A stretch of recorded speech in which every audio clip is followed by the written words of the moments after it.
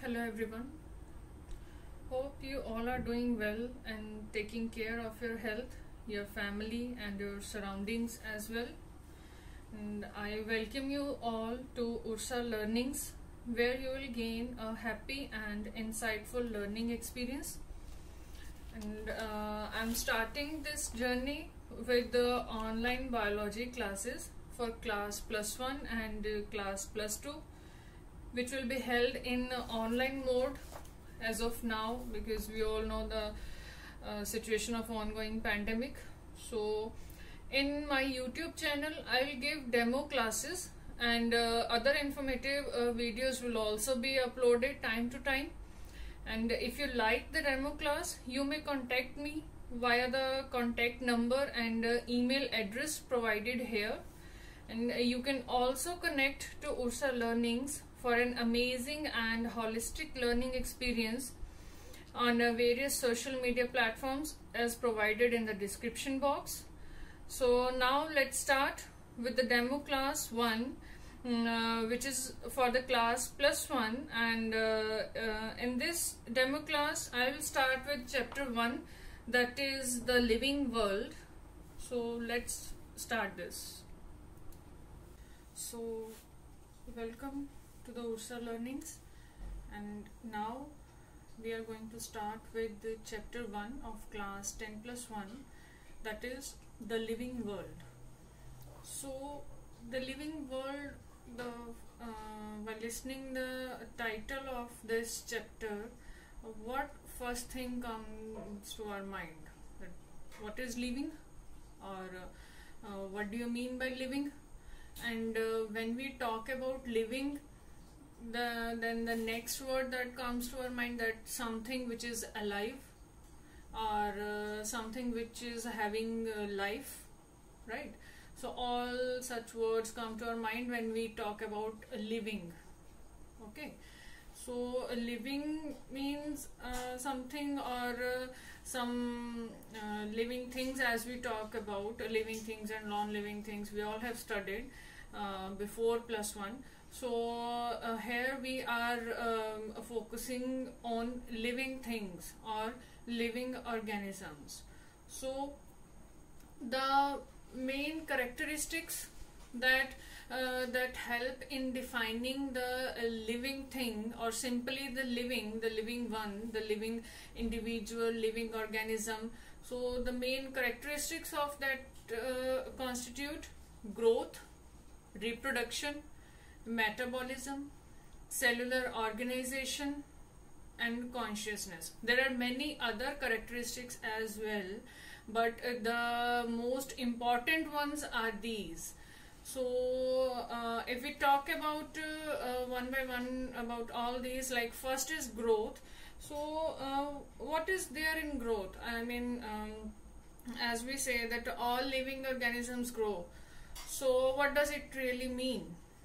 It means that the growth is observed in terms of mass as well as in terms of number.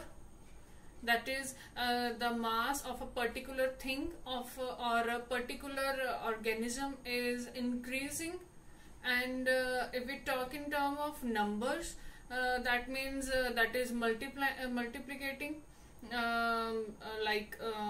If we talk about simply, you all have studied about binary fission.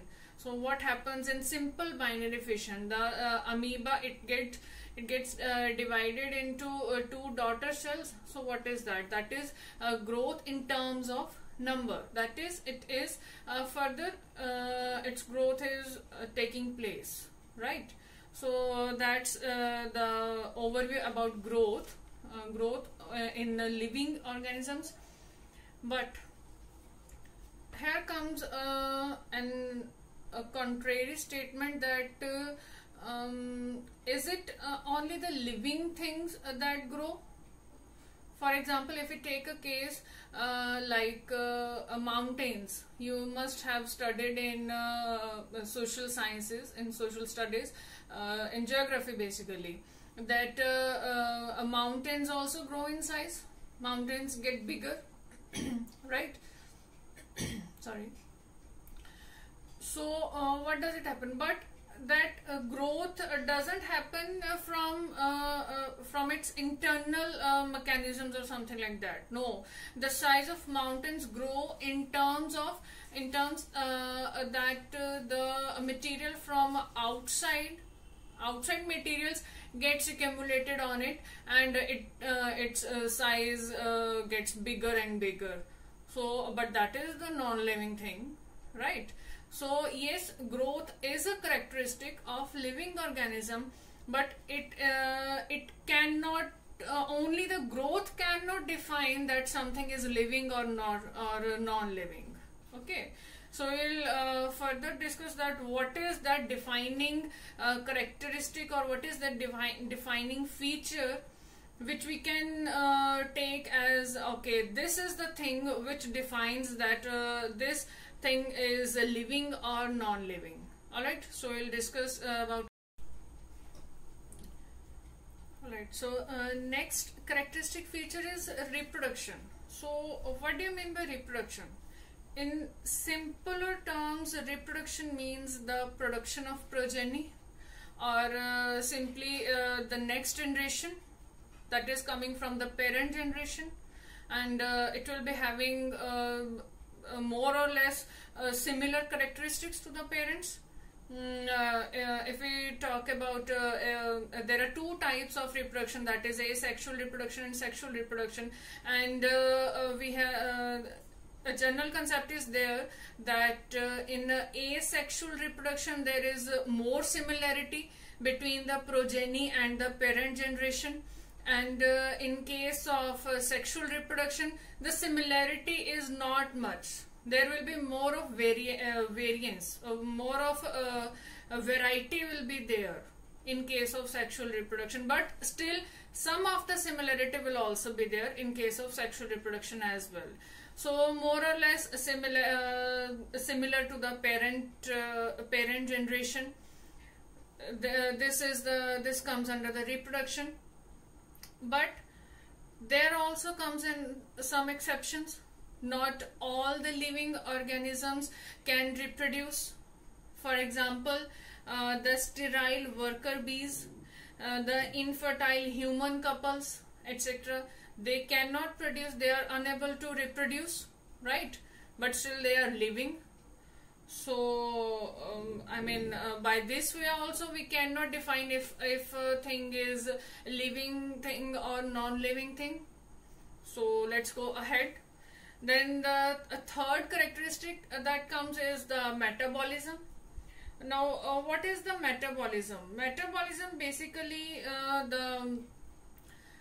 the reactions, the chemical or the biochemical reactions that are going on in an organism, that are going on in human beings, in animals, and in all the living organisms basically, right? So the chemical reactions that are going on, that are occurring in the body, is a metabolism, and this is the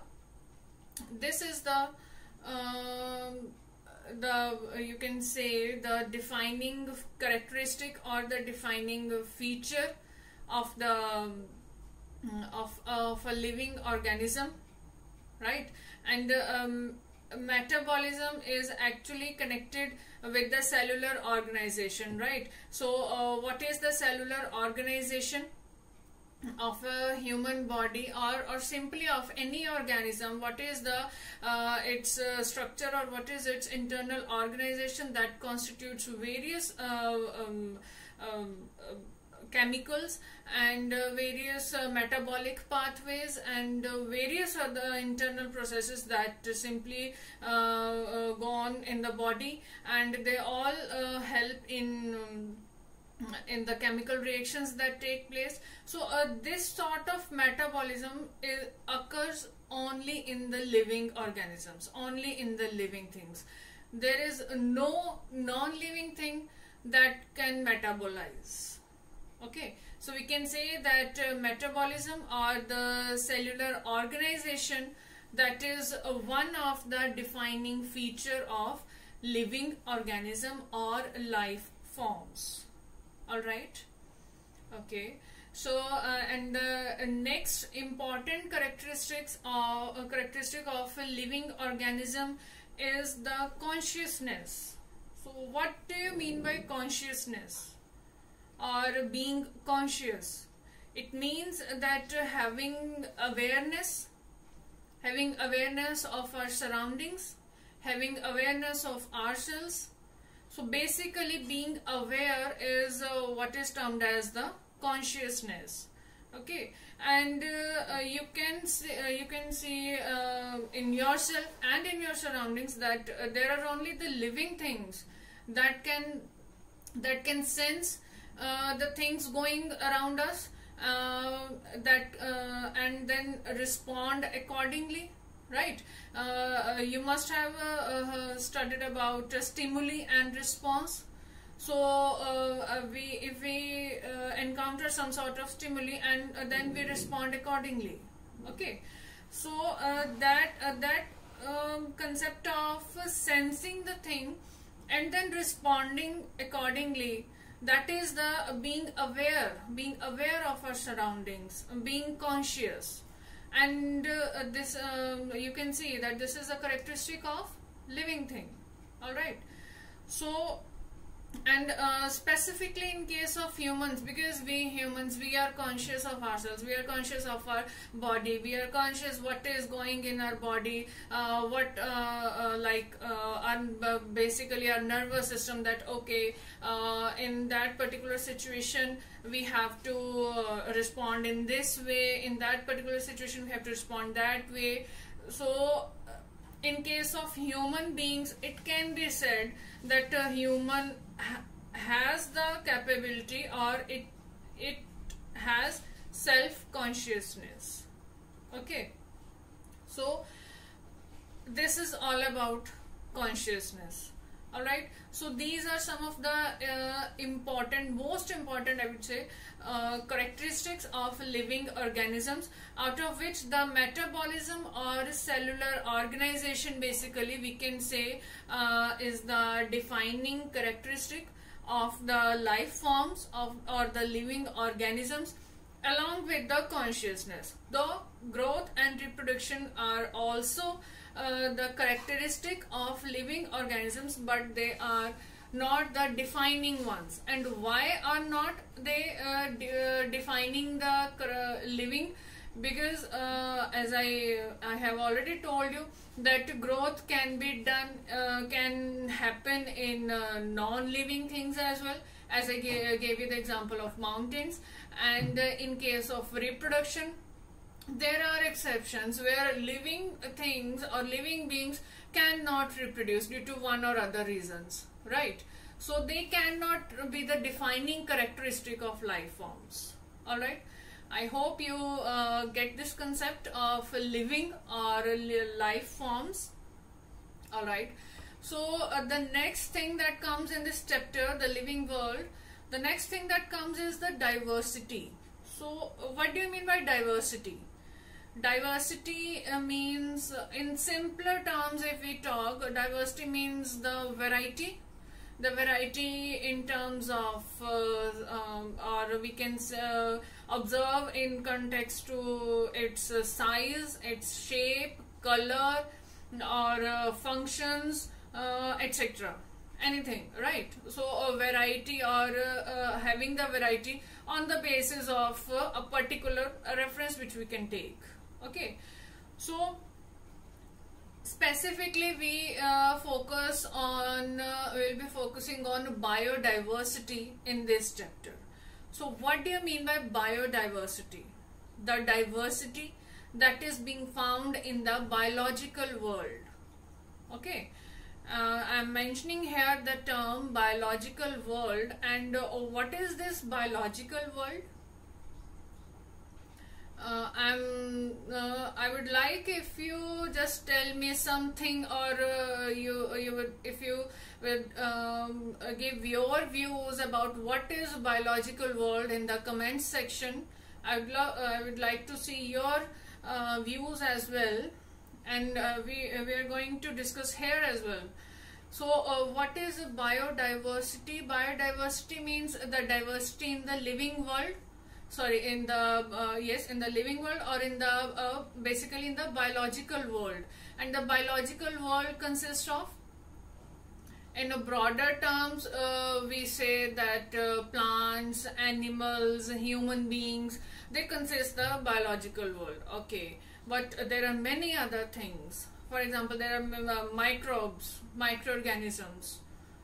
Alright, so they also constitute the biological world, and in microbes or microorganisms, there are bacteria, there are fungi, there are algae, parasites, and many other, right? So their diversity, plants, animals, human beings also come under the animals. So plants and animals, microbes, all these, and then studying, classifying them on some basis. All right, then studying them. All this comes under the biodiversity, right? Flora and fauna you must have heard about. So flora, which is related to the plants, and fauna, which is related to the animals. So that comes under the biodiversity. Then comes the nomenclature. So we are talking about diversity or biodiversity basically. So what nomenclature? What does it mean, nomenclature? Nomenclature simply means naming the particular organism. Okay, be it plant, be it animal, or in plant there are so much of variety, in animals there are so much of variety, any insect it might be, or any bacteria, right, any fungi, any virus. So naming them and giving them such a name which is acceptable globally. Okay, we cannot do that. We are going a particular name to a particular bacteria we have discovered here, and we are giving it a particular name, but and we are just keeping it to restricted in our surroundings or in our area or in our country only. No, that is not acceptable in scientific community. No, you cannot do. We cannot do that. Okay, so naming is done in a particular way, following some particular rules, and which is then acceptable globally. If a particular name, if a particular scientific name is given to some bacteria, then that bacteria will be known by that scientific name only worldwide. Alright, so this is the purpose of nomenclature.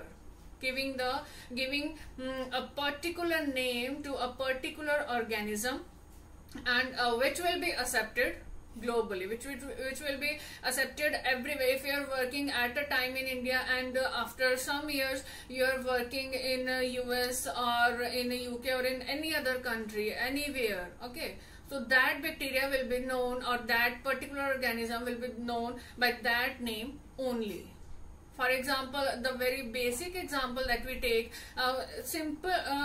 this is applicable for every organism, not just bacteria, for every organism. Okay. For example, the simple example we take in our schools, that is the scientific name of mango. Right? You all know mango. Most of us like mango as well. And okay, so the mango, scientific name of mango is Mangifera indica, right? So there might be some area in world where they will be unaware of the term mango, but the scientific name Mangifera indica will be same everywhere all around the world. Okay, so this is the basic purpose of this nomenclature, and nomenclature is done on set rules. Okay, we cannot give any name and on and we'll submit it somewhere that please accept this this name for this particular organism, and then it will be known by it. No, it doesn't happen this way. There is a particular set of rules that that we need to follow, while doing the nomenclature for a particular organism that has been discovered. All right.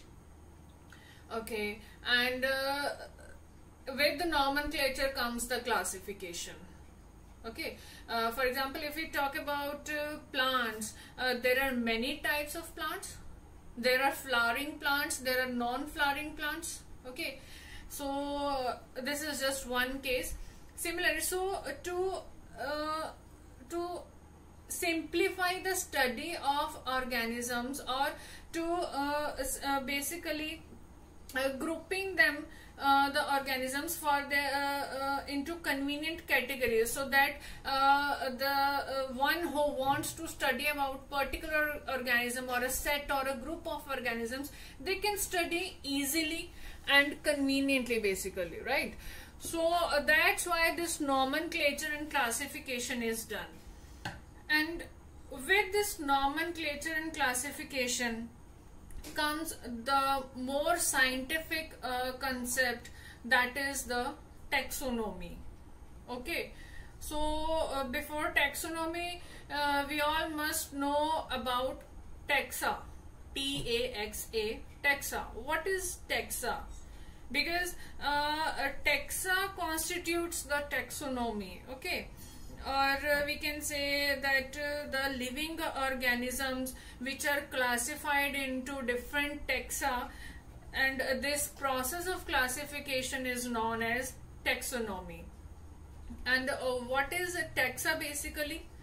Taxa is any rank or order, or basically any unit in the biological classification. We just talked about the nomenclature and classification, huh? So during that classification, when you are putting a particular unit or a particular order, that will be known as the taxa. Okay, and while classifying the living organisms in that particular while classifying the living organisms into the different taxa, that process is known as taxonomy. Okay, and taxonomy, there are taxonomic categories that have been provided to us for a long time, and these categories starts from the species, the level of species. This is, I have written in the ascending order, that the smallest unit of taxonomic category is species, then comes the genus, then comes the family, then order, then class, then phylum or division, and then comes the kingdom. The uppermost category of the taxonomy, or in the list of taxonomic categories, the uppermost taxa is the kingdom. Okay, so for example, if we talk about man, right?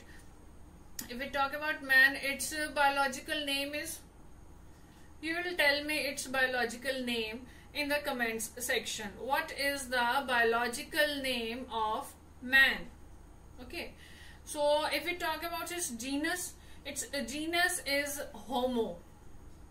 Okay, and if we talk about its order is Primata. I will explain this in my next demo class about these taxonomic categories, one by one in detail.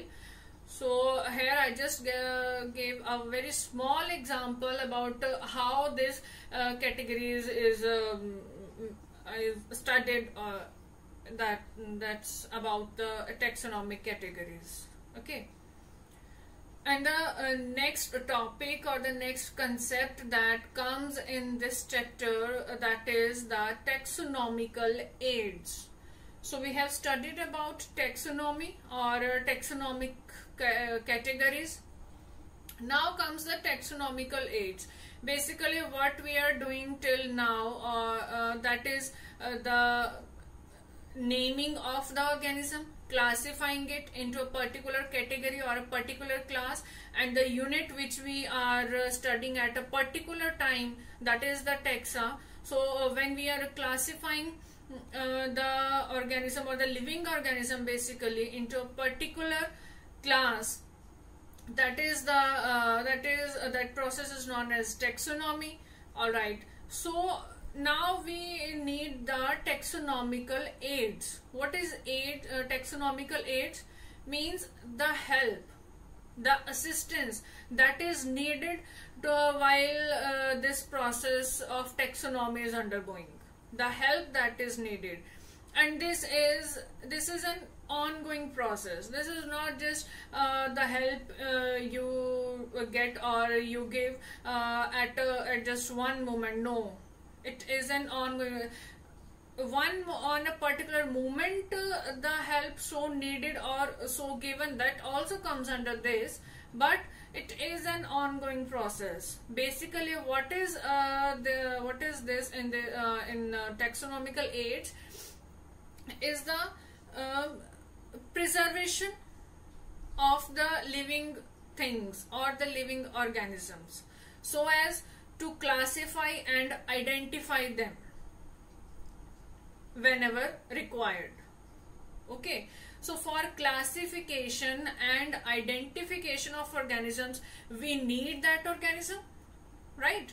So from where do we get that organism? Suppose if we want to study about some plant, or we have discovered a new variety of plant.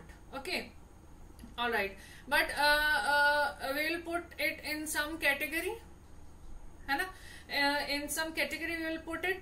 So in what category? What are its features which is similar to might be some other with some other plant species? Some of its features will be similar. So how will we study about that? So if some already material about that plant species is present, then we will compare with it, right? So that's how taxonomical aids help in classifying and identifying the living organisms. All right, so in taxonomical aids, the basic ones that help, the first one is herbarium. Herbarium is a storehouse or a collection of plant specimens which are dried. All right, dried, pressed, and then they are preserved on herbarium sheets and then collected in a storehouse, that is herbarium. Then botanical gardens, where we get to see and study the living plants. Their botanical names are written with them. There is any name plate is put there with the botanical name of that particular plant in botanical gardens. Then come the museums. Museums are set up in educational institutes, in schools or colleges, where we get knowledge about various living organisms, their metabolism, their other functions, and many other things related to them. All right, so in museum all such things are preserved, kept, stored. And then comes the zoological parks. Zoological parks where the wild animals are kept in a protected environment, keeping in view the conditions that are favorable to them. All right, while setting up a zoological park, this thing must be taken care of. The parks, zoological parks where the wild animals are kept in a protected environment, keeping in view the conditions that are favorable to them. All right, while setting up a zoological park, this thing must be taken care of, that the conditions of the surroundings must be favorable to that wild animals that are being kept in a particular zoological park. So from that also we get to know about the wild animals specifically. Then comes the key. Key is basically it constitutes the contrasting characters of a particular organisms, and that characters are in a pair form, which is known as couplet. All right. So in from the contrasting characters, we analyze that what we have discovered and what is there already stored or mentioned in this key, which statement or which character is similar to the one we have discovered, and which is dissimilar to the one which we have discovered. Alright, so in this way contrasting characters are basically analyzed. This is analytical in nature. The key aid is analytical in nature, because in this analysis is done that which character is similar and which is dissimilar. Alright, so in this way these taxonomical aids help us in classifying, in identifying the living organisms, and then putting them in a particular species, in a particular taxa. All right. So this is all about chapter 1, the living world. I have given you the summary of this chapter. It can be further discussed in detail. For example, in next demo class I'll tell you about how the nomenclature is being done, what are the rules for the nomenclature, and we'll also discuss about taxonomic categories. All right, so I'll in next demo class I'll take some important topics from this chapter. Okay, so this is all about the summary of this chapter, and I hope you like this video. I hope you like this demo class, and if you like it, you may contact me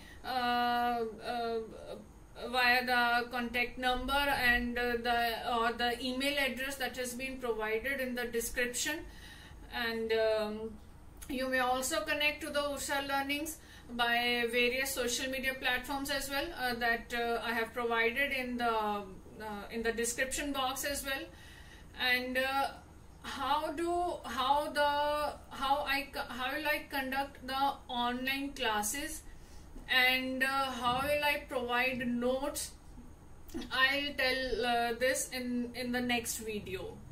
And stay safe, stay healthy. Thank you.